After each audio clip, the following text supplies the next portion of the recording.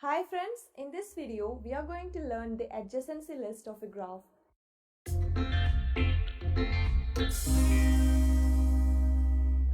So an adjacency list is one method to represent a graph, and first we'll see the case of an undirected graph.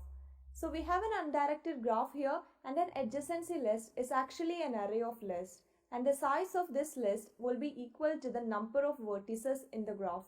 Now see this graph here, and we have 5 vertices in it. So we'll have 5 lists, and these lists will contain the neighbors of each vertex in the graph. So we will start with vertex 0 and see which all vertices are the immediate neighbors of vertex 0. They are vertex 1, 2 and 3.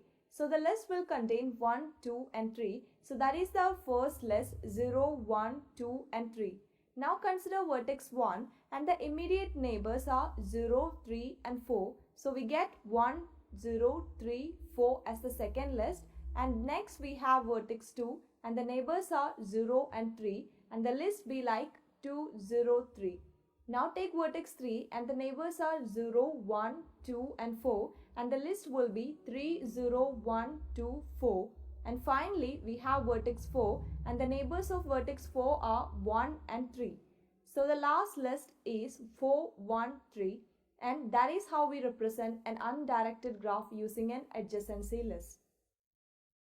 Now let us see the case of a directed graph, and the concept is the very same, but we need to look for outgoing edges from each vertex. Now this is our directed graph here, and let us take vertex 0 first. And from 0, there is an edge going to 1, 2 and 3. So the list will be 0, 1, 2, 3.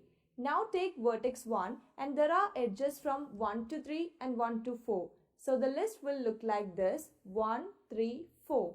Next we have vertex 2, and if you see there is an edge from 2 to 3 and that is all. So the list will be like 2, 3.